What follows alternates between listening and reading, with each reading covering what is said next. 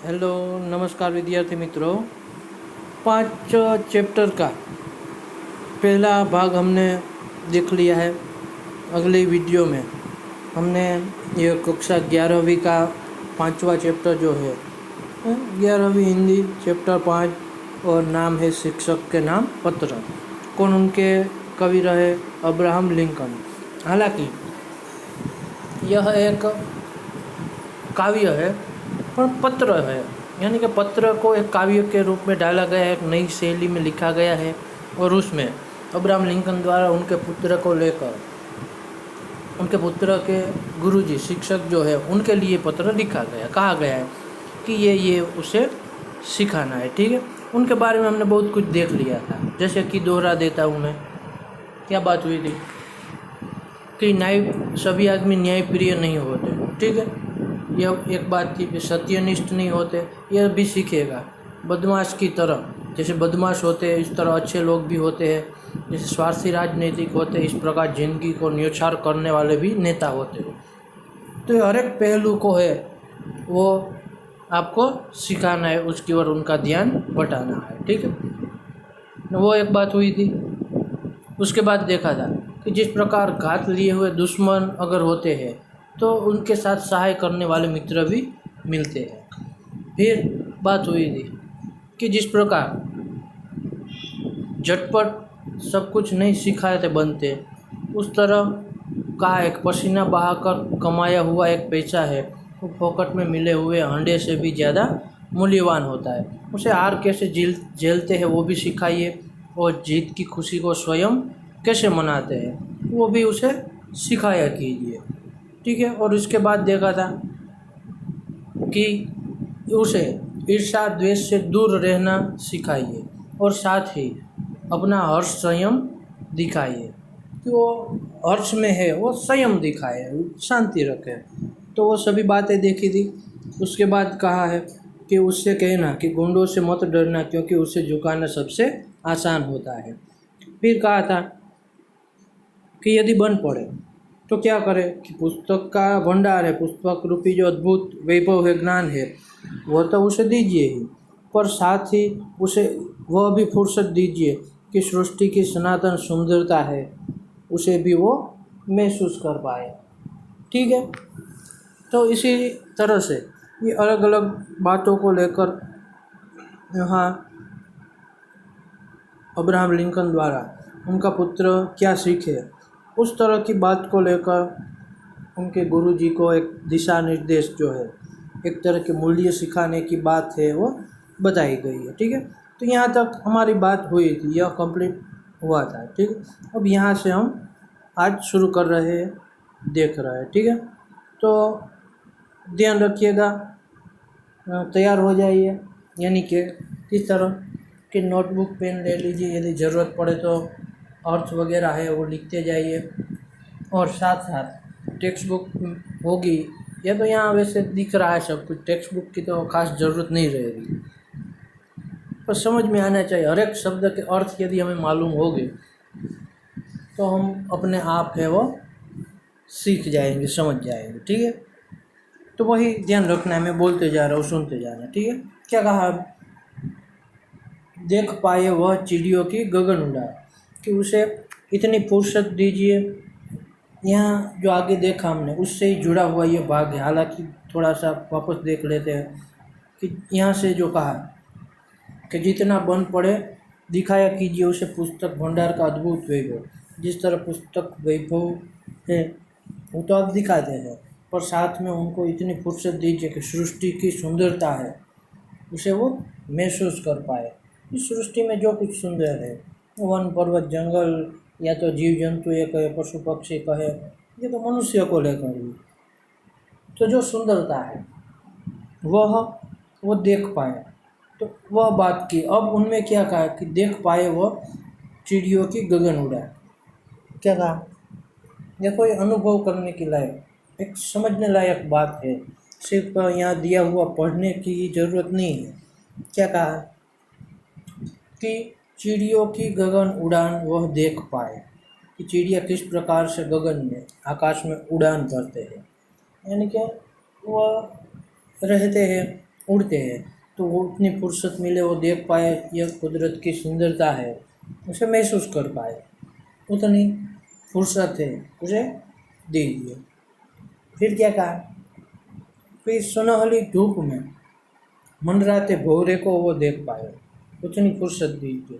सुनहली यानी क्या होगा कि सोनेरी सी जो किरणें हैं, यानी गोल्डन कलर वाली जो सूर्य की किरणें होती, पीलेपन वाली केसरी सी, तो सुनहली बोला जाता है। ठीक, तो उनकी ये धूप, सुनहली सी जो धूप है, उसमें मंडराते हुए भौरे, भौरे यानी कि जो भंवर होते, भौरा जो बोलते हैं, तो इसे मधुकर भी कहा जाता है, भौरा भी कहा जाता है, मधुप भी कहा जाता है, कई सारे नाम है वो।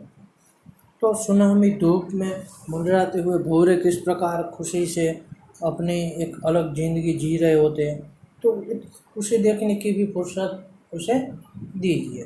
फिर क्या कहा, और हरी भरी पहाड़ी की ढलान पर झूमते नन्हे नन्हे फूल, कि किस तरह हरी भरी पहाड़ियाँ होती है, कि हम भी देखते हैं कई सारे ऐसे पहाड़ होते हैं, या तो एक तरह का है तो वन जंगलों की जो ऊंचाइयाँ होती है, चोटियाँ जो होती है, तो उसमें पहाड़ियों की खास तौर पर बात की गई है कि पहाड़ियों की जो ढलान होती है, ढलान यानी कि डिक्रेसिंग की तरह जो कहे, तो उतरता हुआ सा जो भाग होता है, ढलान जो होती है, तो उन पर लगे हुए नन्हे नन्हे सुंदर से जो फूल होते हैं, नए नए रंग रूप वाले जो ये फूल रहते हैं, तो उसे किस प्रकार झूमते पवन के झोंकों के साथ हिलते डुलते हम देख पाते हैं। यह उनकी सुंदरता की बात है, वो कही गई है। ठीक है, तो इसी तरह यह हरी भरी पहाड़ी की जो ढलान है और उसमें झूमते हुए नन्हे नन्हे जो फूल है, उसकी सुंदरता का एहसास करने का एक समय है, एक फुर्सत है, वो भी उसे दीजिए। फिर क्या कहा, पाठशाला में उसे सबक मिले, बेईमानी से पाई सफलता से सीधे सीधे टकराए असफलता श्रेष्ठ करे। क्या कहा कि पाठशाला, पाठशाला यानी क्या होता है पता है, स्कूल, कि स्कूल में उसे यह सबक मिले, सबक यानी कि ये सीखने को मिले, ये पता चले, ये अनुभव हो उसे। क्या अनुभव की बात की यहाँ दी गई, पीछे की 2 लाइन है उसके बारे में कहा है। पाठशाला में उसे यह भी सबक मिलना चाहिए, यह भी सीखना चाहिए कि बेईमानी से पाई सफलता। बेईमानी तो आप जानते होंगे, बेईमानी यानी कि बिना ही ईमान के, ईमानदारी से, यानी कि स्वार्थ से, एक लोभ लालच के तहत जो हमने किसी के पास से ले लिया होता है, या तो उसके बिना पता ही काम करवा लिया होता है, या तो उतना मुआवजा नहीं देते, तो बेईमानी कहा जाएगा। ठीक है, तो बेईमानी से पाई सफलता, बेईमान करते हुए हमने जो सफलता पाई है, उससे तो सीधे सीधे टकराई असफलता श्रेष्ठ कर है। क्या कहा, ये एक मुख्य शब्द है, ध्यान में रखना, क्योंकि वो हमें नहीं मालूम, अर्थ नहीं पता है। क्या कहा कि बेईमानी से पाई हुई जो सफलता होती है, उससे तो अच्छा यह है कि सीधे सीधे टकराई, कि असफलता ही भले ही मिले हमें, वह हमारे लिए श्रेयस्कर यानी कि एक अच्छी है, एक नया एक रास्ता दिखाने वाली। श्रेयस्कर यानी वैसे अच्छा होता है, श्रेष्ठ होता है, कि बेईमानी करके सफलता पाना कोई ठीक बात नहीं है, उससे तो असफलता मिले तो वो श्रेष्ठ है। तो इस तरह ये श्रेयस्कर यानी कि अच्छा है, श्रेष्ठ है, ऐसा उनका अर्थ होगा। ठीक है, तो इस प्रकार कई सारी बातें बताई गई। अभी तो एक 1.5 पेज तक हमें पहुंचना है, बाकी है। जैसे श्रेष्ठ कर के लिए मैं आपको यहाँ लाया हूँ, क्या अर्थ दिया गया, मंगलकारी यानी कि अच्छा शुभ। सबक का भी अर्थ दिया गया, पाठ सीख, कि अभी पाठ लगे उसे यह भी सीखे। ठीक है, तो यह सारी बातें जो है वो हमें ख़ास तौर पर जाननी है, समझनी है। ठीक, फिर क्या कहा कि जैसे कि हमने देखा कि यह फुर्सत मिले तो चिड़ियों की गगन की उड़ान देख पाए, मंडराते भौरों को देखे, ये ढलान पर रहे हुए नन्हे फूलों को देखे, और साथ में पाठशाला में यह भी सबक मिला कि बेईमानी की सफलता से अच्छी तो असफलता ठीक है, श्रेष्ठ है, मंगलकारी है, शुभ है। ठीक है, फिर क्या कहा कि यह सिखाइए कि अपने ख्याल अपनी सूझबूझ पर पक्का विश्वास रखे, भले ही सब लोग उसे गलत ठहराए। क्या कहा कि यह बात भी उसे सिखलानी है। कौन सी? कि अपने ख्याल अपनी सूझबूझ पर, जो अपने ख्याल यानी कि विचार, जो सोच विचार रखते हैं, अपना जो ख्याल होता है, और साथ में सूझबूझ यानी क्या होता है, जो कैसे सोचते हैं, क्या काम करते हैं, वो सारा ही सूझबूझ का आ जाएगा। तो विचार और कार्य जो है सूझबूझ पर है, वो विश्वास रखे अपने ही ख्यालों पर। तो यह एक बात है। फिर कहा कि भले ही सब लोग उसे गलत ठहराए, कि उसे खुद पर तो विश्वास होना ही चाहिए, उतना तो आप उसे सिखाइएगा ही कि भले उन्होंने जिस समझदारी से, जिस ख्यालों से निर्णय लिया है, उस पर वो अपना विश्वास बनाए रखे, भले ही फिर दूसरे लोग उसे गलत ठहराते हो। तो यह सिखाइए, क्योंकि विश्वास से ना वो एक बड़ी चीज़ है। क्योंकि जब तक हम अपने लिए विश्वास नहीं रखते, आत्मनिर्भर नहीं होंगे, तो दूसरों से तो हमें क्या आशा रखनी है। ठीक है, तो इस तरह अपने ऊपर विश्वास रखना बहुत ज़रूरी है। फिर क्या कहा, वह भलों के साथ भलाई बरते और टेढ़ों को सबक सिखाए। और भी क्या सिखाने के लिए बात कही कि एक तो भलों के साथ भलाई बरते, कि जो अच्छे लोग हैं, भले जो हमारा साथ देते, दूसरों का साथ देते हैं, तो ऐसे लोगों का साथ हम भी दें, उसके साथ भी हम भलाई बरतें। जैसे ये तो संसार का नियम ही है कि जिसके साथ जो करता है वैसा उनके साथ होता है, जिसी करनी वैसी भरनी। यानी कोई हमारे साथ अच्छा करेगा तो हम अच्छे करेंगे। तो यही बात यहाँ पर बताई गई है कि भलों के साथ भलाई बरतना है और टेढ़ों को सबक सिखाना। टेढ़े यानी कि जो उल्टे सीधे काम करते रहते हैं, जो गलत काम करते रहते हैं, जो झूठ करते रहते हैं, तो ऐसे टेढ़ों को जो दूसरों के बीच में आते हैं, या तो एक तरह से कहे तो दूसरों को हानि पहुंचाते हैं, दुश्मनावट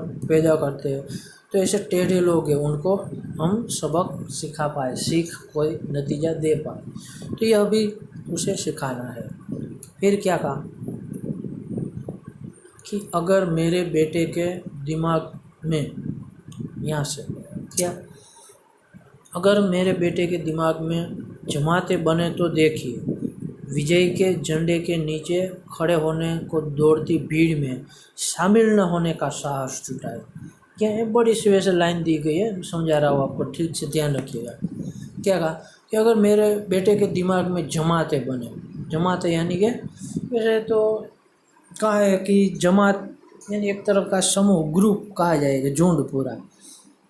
तो ऐसे अर्थ में यहाँ हम देख सकते हैं कि जिस तरह जमात है यानी कि पूरा झुंड बने, विचारों का समूह उनके दिमाग में दौड़े, और फिर विजय के झंडे के नीचे खड़े होने को दौड़ती भीड़ में, जिस प्रकार विजय चाहता हुए जो लोग हैं और वो एक साथ जुड़कर झंडों को लेकर है, वो भीड़ के साथ वो भी शामिल न होने का साहस जुटाए। यानी कि एक तरह से कहा है कि झुंड में विश्वास न रखे, अपने आप पर निर्भर रहे, कि झुंड में तो अपनी कोई विचारधारा नहीं होती, सबके साथ चलना होता है, इसलिए अपनी विचारधारा से चले, न कि झुंड को देखकर है उसके साथ शामिल हो जाए।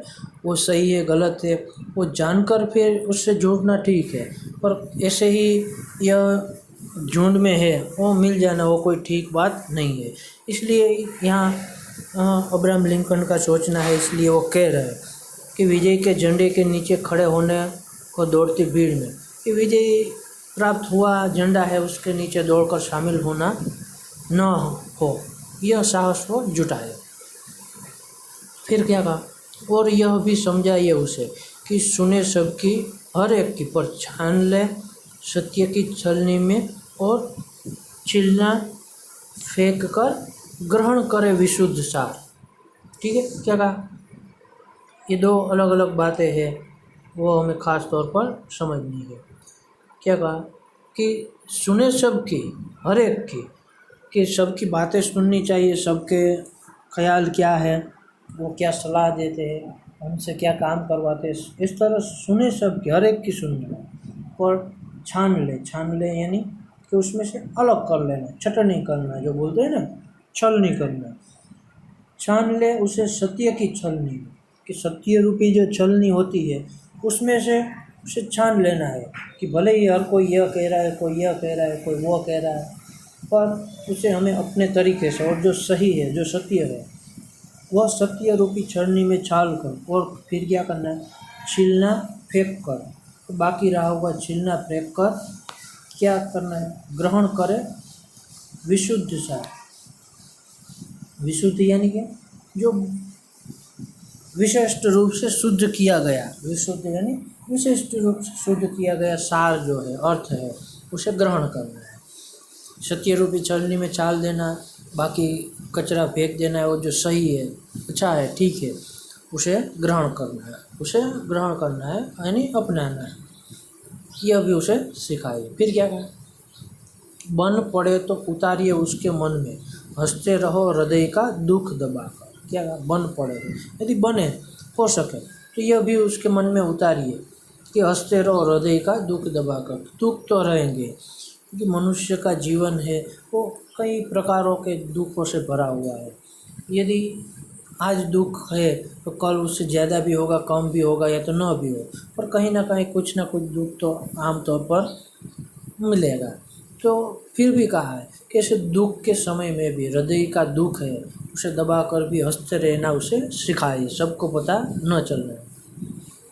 कहिए कि आंसू बहाते शर्माए नहीं, वह सिखाइए उसे ओछेपन को मानना, और चाटुकारी से सावधान रहे। ये क्या कहा, हंसते रहकर दुख दबाकर आंसू बहाते शर्माए नहीं, कि अपने दुख को लेकर आंसू बहाते रहे, शर्माते रहे, गिड़गिड़ाते रहे, लोगों के पास जाते रहे, ये कुछ ठीक नहीं है। इनसे तो लोग मदद करने की बजाय फ़ायदा उठाने वाले लोग ज़्यादा हो गए।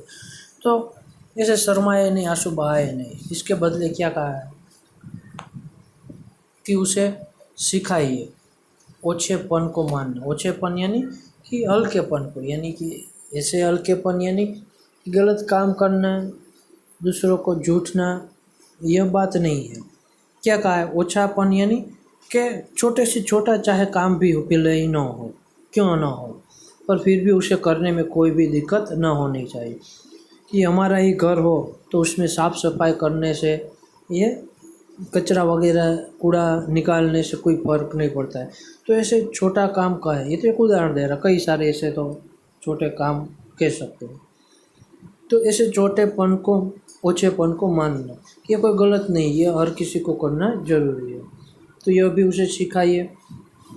और चाटुकारी से सावधान रहे। चाटुकारी यानी क्या, कि जो आमतौर पर नौकर चाकर जो रहते हैं, तो एक तरह से निचले व्यक्ति जो रहते हैं, कि अपने मालिक को लेकर उनकी चाटुकारी, उनकी वाह वाह करते रहते, भले ही बात गलत हो, ये तो कुछ ना हो, सरल सी बात हो, फिर भी उनको बड़ा चढ़ा कर कहते, उनके पीछे पीछे घूमते रहते, उनको बातों में हाँ हाँ ही करते रहते, तो ये चाटुकारी कहा है। तो ऐसे चाटुकारीपन से उसे सावधान रहना भी सिखाइए, कि ऐसा काम करना बिल्कुल गलत है, यह न करना चाहिए, तो यह भी उसे सिखाइए। उसे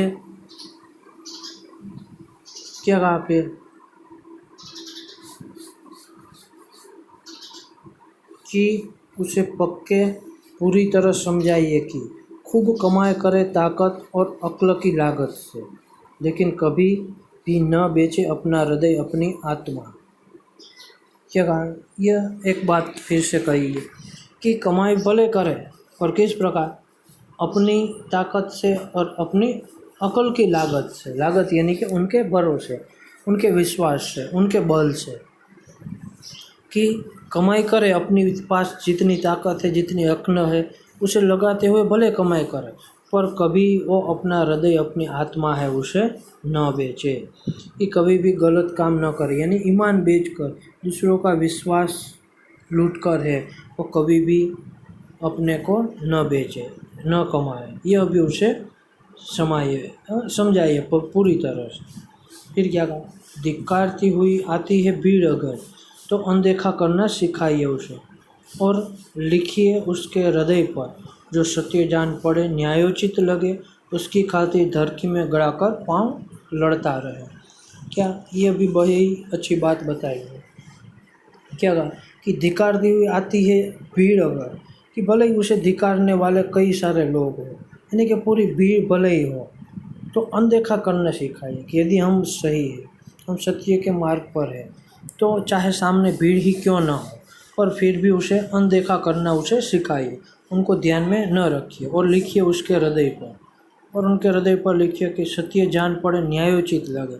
यदि जो मैं सच्चा हूँ, मेरी बात सच है, न्यायोचित है, यानी मैं न्याय में उचित हूँ, मेरा यह सब है न्याय, वो ठीक है, तो फिर क्या कहा, उसकी खातिर धरती में गड़ाकर पाँव लड़ता रहा, कि ऐसे पाँव जमा दे, यानी कि इस तरह से उनका सामना करे, पाँव गड़ा कर भी उनके सामने रह पाए।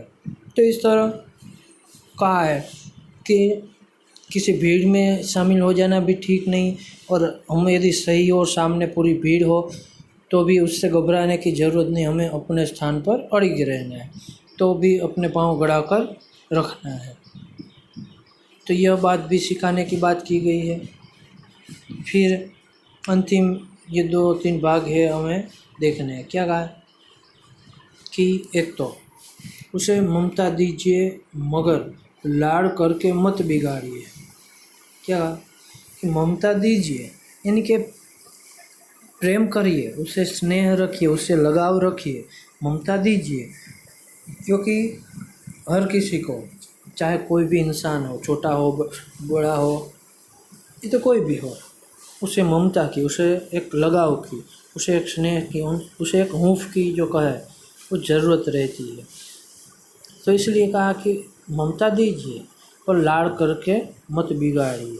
लाड़ यानी कि वो अपनी हथेली पर रखना, जो कहा जाता है ना, कि बहुत बड़ा चढ़ाकर उनके लिए काम करते हैं, उनको बचाते रहते, वो गलत करे तो भी कुछ नहीं कहते, यदि कोई डांटे तो भी वो नहीं डांटने देते। इस प्रकार लाड़ में बच्चा और बिगड़ता है।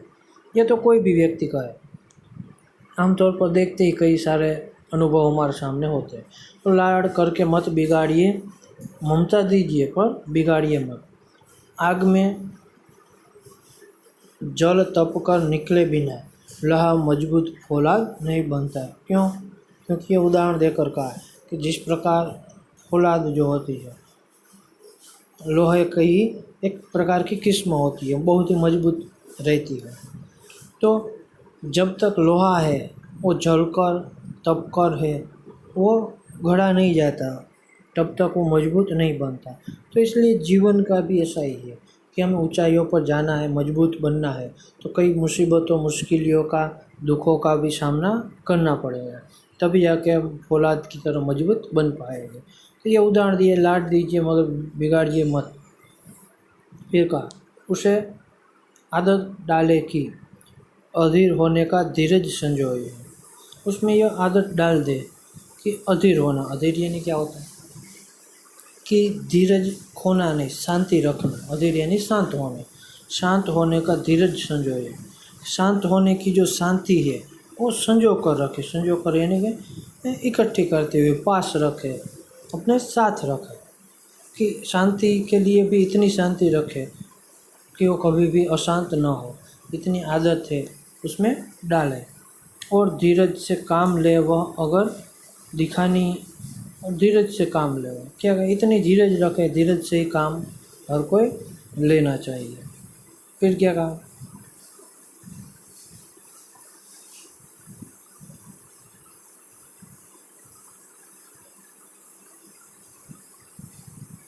अगर दिखानी है बहादुरी, कि धीरज से काम ले, बहादुरी भी दिखानी हो तो भी धीरज से काम लेने को कहा है। हमें विश्वास चाहिए स्वयं का मजबूत, तभी जमेगी उदात्त श्रद्धा मनुष्य जाति के प्रति। क्या कहा, हमें अपने अंदर खूब विश्वास चाहिए और स्वयं है उसे मजबूत बनाना है, तभी जाकर जमेगी उदात्त श्रद्धा। उदात्त यानी कि उदार रूप से, करुण रूप से श्रद्धा मनुष्य जाति के प्रति। हमें यदि स्वयं पर विश्वास होगा, स्वयं यदि मजबूत हो गए, तो जाके पूरी मनुष्य जाति पर हमें विश्वास होगा, एक श्रद्धा होगी। क्षमा कीजिए गुरुजी, मैं बहुत बोल रहा हूँ। फिर क्या कहा कि इतनी सारी बातें बताने के बाद, सलाह देने के बाद, एक सिखाने की बात, कहने की बात, समझाने की बात को लेकर कह रहे हैं अब्राहम लिंकन ने गुरुजी को कि क्षमा कीजिए, मुझे थोड़ा माफ़ करिए क्योंकि मैं बहुत बोल रहा हूँ, बहुत कुछ मांग रहा हूँ। फिर कितना ये मांग रहा हूँ कि इसमें से कई बात असंभव भी हो सकती है, बहुत कुछ मांग रहा हूँ। फिर देखिए, जितना बने कीजिए ज़रूर, कि फिर भी आप देख लीजिए, एक बार विचार कीजिए और उसमें जितना बने वो कीजिए ज़रूर। ये सब उसे सिखाइए ज़रूर, क्योंकि मेरा बेटा बहुत बहुत प्यारा बच्चा है भाई, आपका अब्राहम लिंकन, ठीक है, क्योंकि मेरा बेटा बहुत प्यारा है, बहुत अच्छा है, इसलिए भाई आप उसे जितना बने वो सिखाइए, समझाइए, कहिए, वास्तविकता का अनुभव करवाइए। आपका अब्राहम लिंकन। तो ये राष्ट्रपति पद पर थे, तब अब्राहम लिंकन द्वारा गुरुजी के नाम अपने बेटे को लेकर पत्र है वो लिखा गया है। हालांकि हमारे लिए ये बहुत ही समझने लायक बात है, क्योंकि हम अक्सर जाते तो है, यानी कि स्कूल पर जाकर अभी तक 11वीं कक्षा में पहुंचकर कई सारी पुस्तकें हमने पढ़ ली है, बहुत पाठ काव्य वगैरह कहे, जो कुछ कहे वो पढ़ा हुआ है। तो वास्तव में यह सारे जो इसमें बताए हुए लक्षण नहीं होंगे, अनुभव नहीं होंगे, समाज को नहीं जानते, तब तक ये सब व्यर्थ है। तो कई सारी बातों को लेकर वर्णन दिया गया है, ठीक है, तो उसे ध्यान में रखना है। वैसे आप 1-2 बार ध्यान से पढ़ लोगे शब्द सब, तो अपने आप काफ़ी सारा समझ आ जाएगा, और वीडियो देखेंगे तो सभी समझ जाएंगे, ठीक है। तो इसके बाद अब चलते स्वाध्याय में। क्या कहा है कि एक तो पहले विकल्प वाले ये 4 प्रश्न दिए हुए हैं, तो आसान से ही है, ढूंढ कर आप उनके उत्तर लिख पाओगे, ठीक है। फिर एक एक वाक्य में 5 प्रश्न दिए गए, वो ढूंढने हैं, 2-3 वाक्य वाले, 5-6 वाक्य वाले, कई सारे ये प्रश्न है, वो आपको लिखने हैं। फिर विलोम शब्द, वो शायद न मिले तो मैं आपको बता दूँ। और सफलता का सफलता, हर्ष तो शोक, संयम तो असंयम, झुकाना तो उठाना, विशुद्ध तो शुद्ध, ये विलोम रहेंगे। फिर यह क्या है, सामासिक शब्दों का विग्रह करके समास प्रकार, इसे अलग भी करना है। और समास का नाम पुरुषोत्तम, पुरुष में उत्तम, तो तत्पुरुष होगा, पुरुष में है जो उत्तम, तो वो होगा कर्मधारय, ठीक है। फिर पाठशाला, पढ़ने के लिए शाला, तो वो भी तत्पुरुष होगा। न्याय में उचित, तत्पुरुष होगा। ईर्षा और द्वेष तो द्वंद्व होगा, यानी कि एक तरह देखे तो यह तीनों है वह तत्पुरुष समास रहेंगे, और यह एक है वो द्वंद्व समास रहेंगे, ठीक। तो ऐसे अलग करना है और उनको लिखना है। तो इस प्रकार ये हमारा 5वां पाठ था, उनका ये दूसरा भाग था। अब आपको इसे ध्यान से पढ़ लेना है, समझ लेना है, और उनके प्रश्न के उत्तर भी देने हैं, ठीक है। अब चलते हैं, हम फिर मिलेंगे अगले वीडियो में, अगले चैप्टर को लेकर। धन्यवाद। घर पर रहिए, सुरक्षित रहिए।